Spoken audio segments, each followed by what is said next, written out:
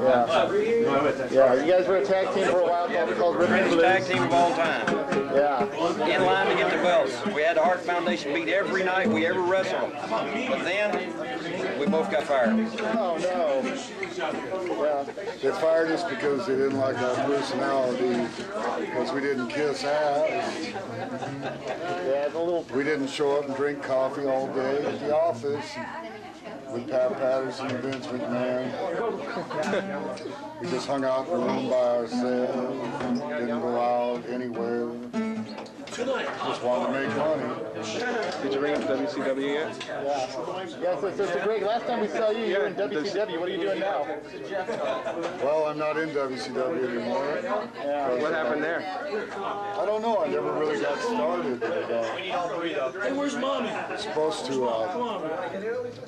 get a good start there, but never got started. And, I was on contract about a year and a half. But I guess they would rather bring in, you know, if I lived in Minneapolis or something, I'd probably get a job. That's a Kurt Hennig, Rick Rude, Ric Flair. All the guys from Minnesota got a job. Or, you know, if you live in Minnesota or you're from Mexico, you can get a job. Yeah, you're friends with Ric Flair. How long have you known Ric Flair?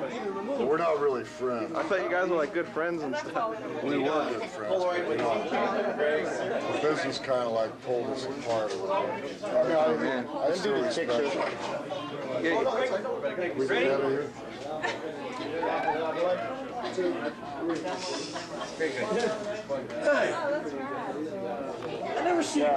Yeah, I remember that '91 Royal Rumble when you got into the ring with Flair. I mean, you had a great spot where you did the figure four, and you chose like two good buddies, just having a good little. 92. Yeah, you're right. Yeah, that was the best Royal Rumble I ever saw. Yeah. Yeah. So before you were in WCW, you were in this one short-lived promotion called the AWF, American Wrestling Federation, or something. Yeah, he was in it too. Yeah. I know. I thought he was in that too. Yeah, I was gonna ask him about you held the tag team title with somebody there, didn't you? Tommy Rich. Tommy Rich. Wildfire. Yeah, actually, you know that. They had a good TV show, and they had a lot of good talent, and it was a lot of fun.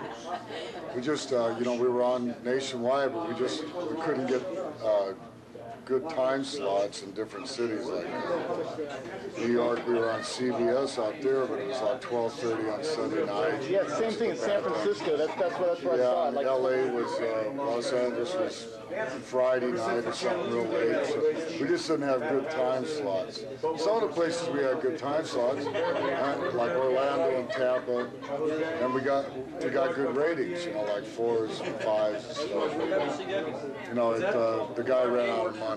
Well, actually, he didn't run out of money. He just got tired of losing money because we couldn't get any money back out of the syndication because the times were bad and the commercials, they couldn't make enough money off that. So it's pretty hard to compete with turn and events.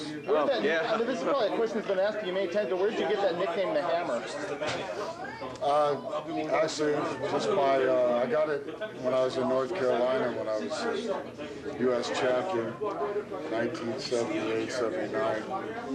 Probably the way I used to bend a guy over the top rope and smack him real hard. And the TV announcer started calling me a hammer, and it just took off. Yeah. I thought the down point was when you dyed your hair black and became part of that tag team. I was like, that's not Greg Valentine. No, there wasn't. That was the Blues, literally. I really did that because I was bored, and I was bored with my career at the time. I really was wanting to make a move, and me and Honky were friends, so I just decided to do it, you know, just for the hell of it. Didn't last long. No.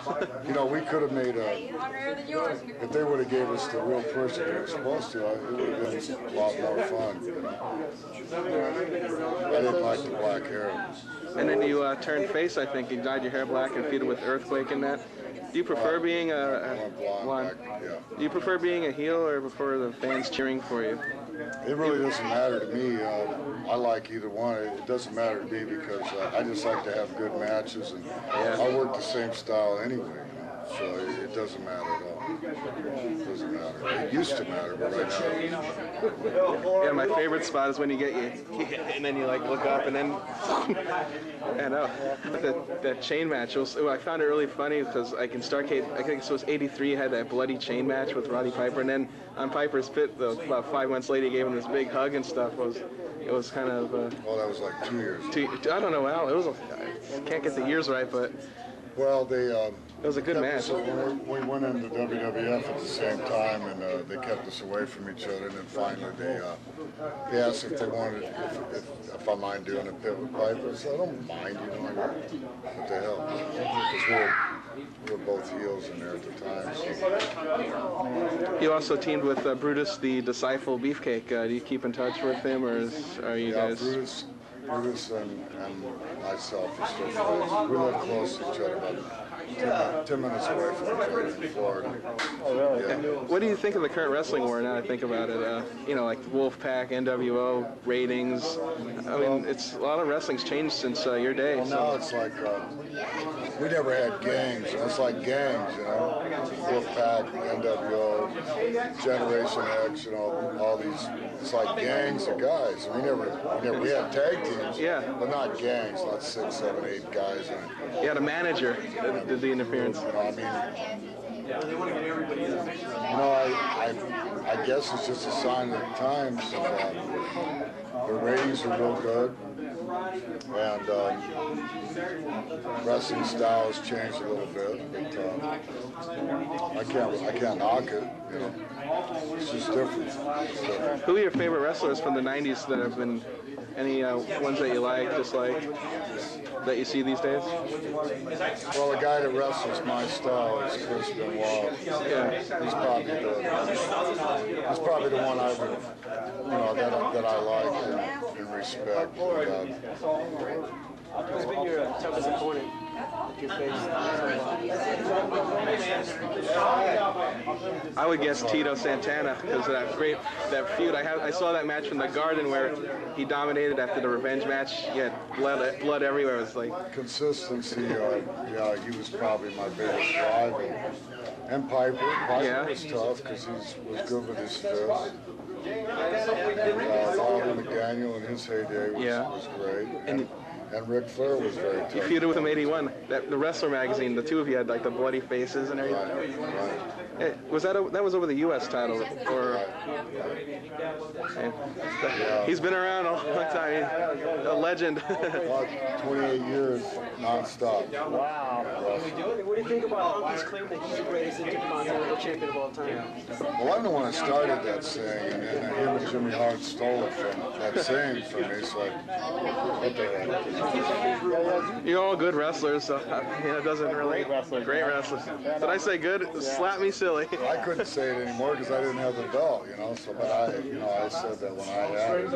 I always thought he'd be a good member of the Horsemen, you know, during their heyday. They were supposed to do that. Yeah, they offered that to me. They offered that to me, and I turned it down. I was in 1991. I was going to go to WCW, and Vince talked me out of going. And they had offered me the 4 Horsemen. J.J. Dillon's idea, but I turned it down, which I shouldn't have. And I think Tony and Arn left around that same time.